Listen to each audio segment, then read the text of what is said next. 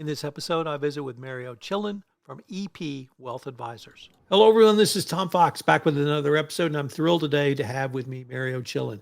Mario, first of all, welcome, and thank you so much for taking the time to visit with me today. Absolutely, Tom. Thank you for having me. Excited to connect with you and have a candid conversation.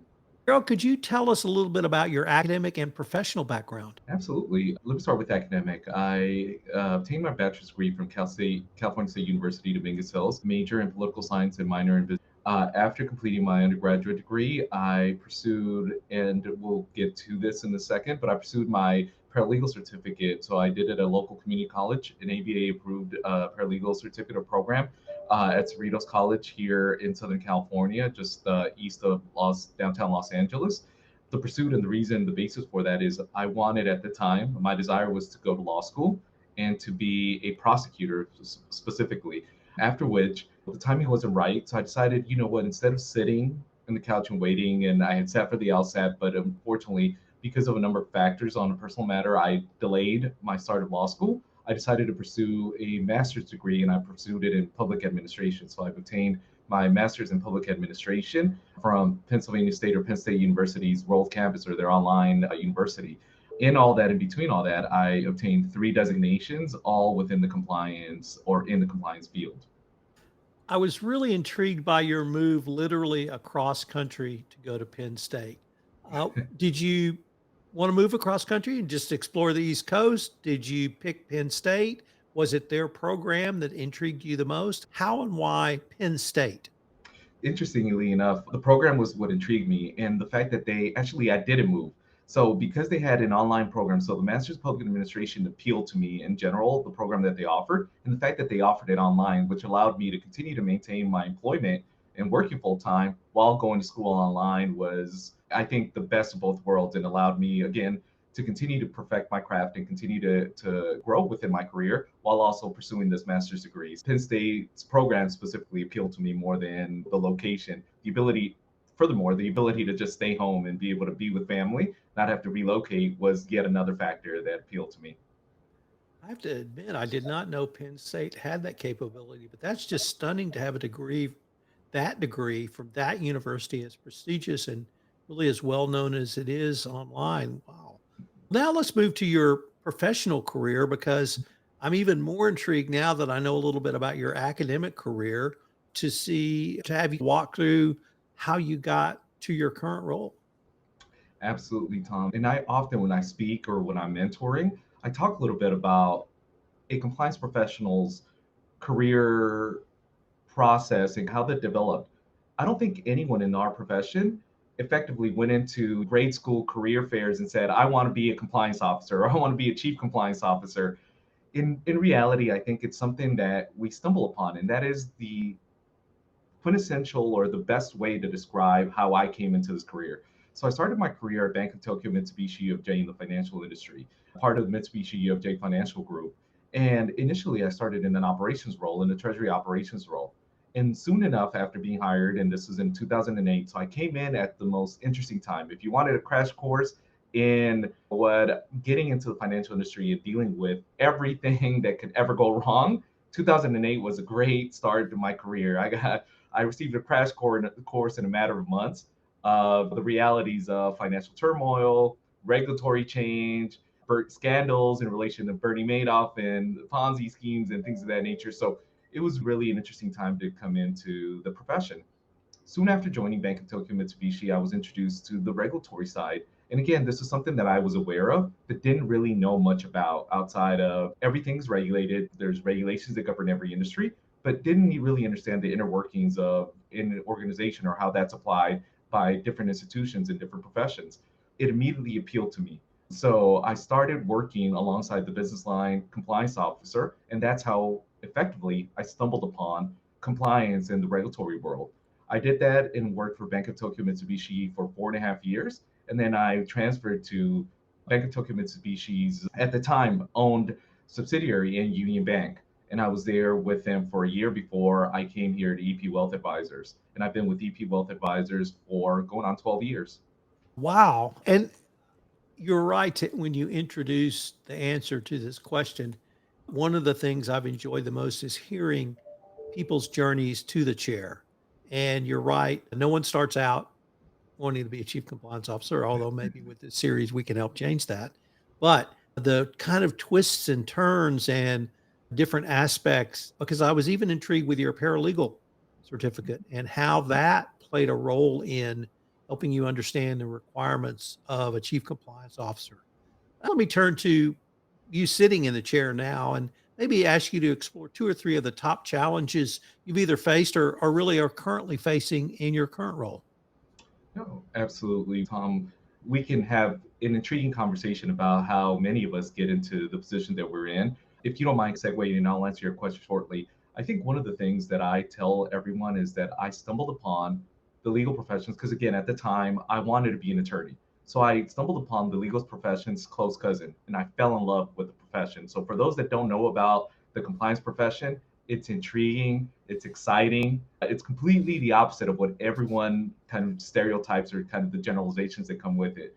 I love what I do, and that's the reason why I stayed with this profession rather than pursue law school after obtaining my master's degree. Just a little segue to the profession. I'm passionate for what I do. Once you get into it and you learn about it, I'm almost certain that many will experience the same feelings.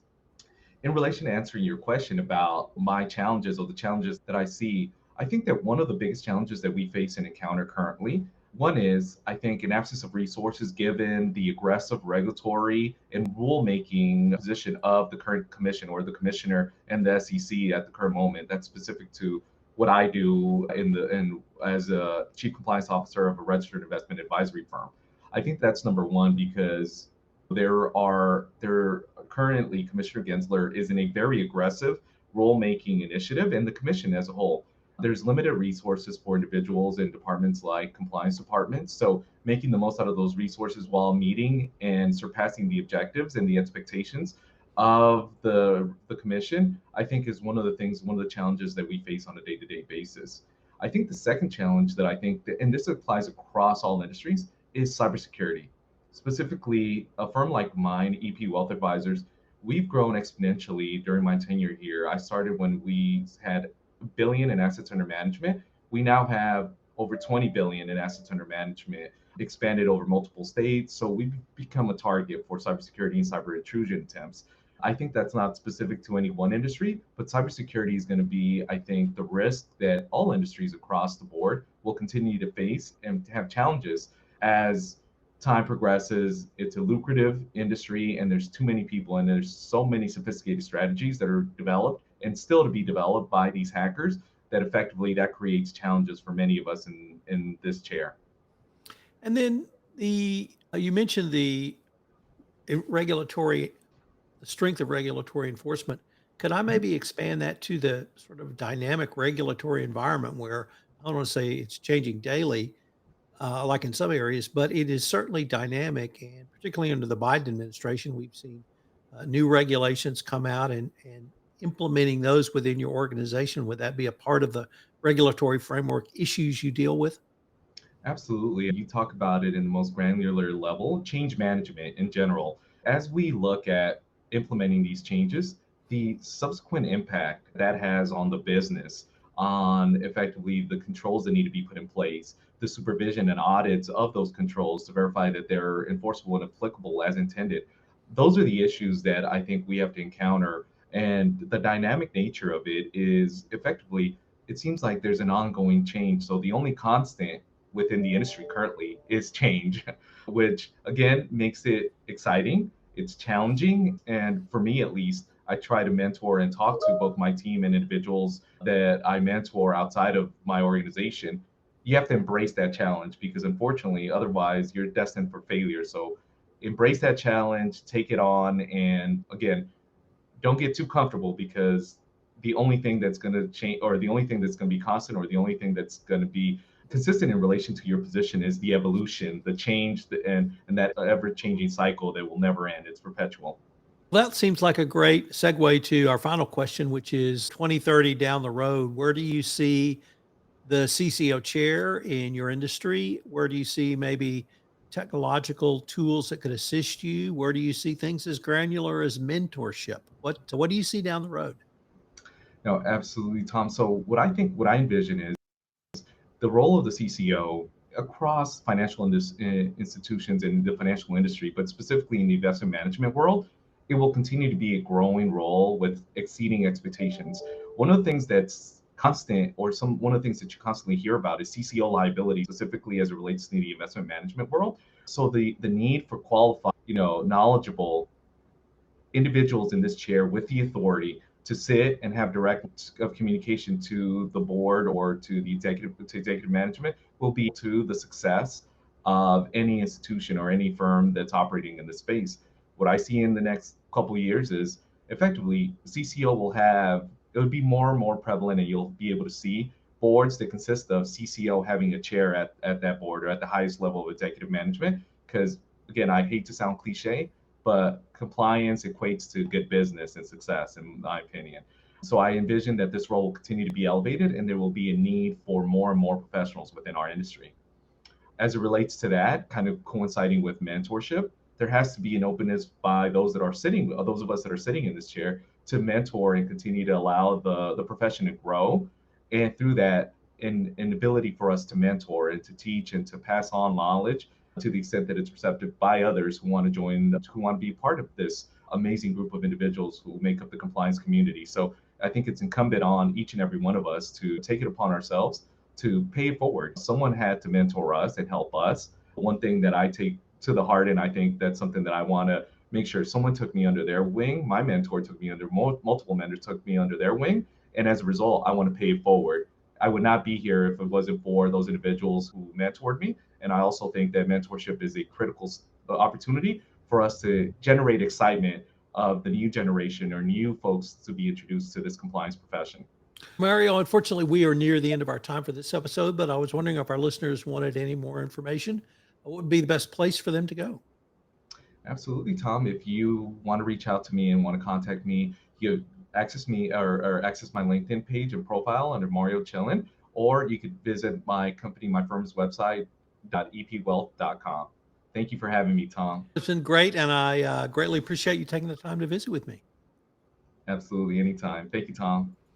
This is Tom Fox again. Thank you so much for listening to this episode of Into the Chair. I hope you'll join us again for our next episode. If you've enjoyed this episode, I hope you'll subscribe, rate, and review wherever great podcasts are listened to. Into the Chair is a podcast sponsored by Comply and a production of the Compliance Podcast Network.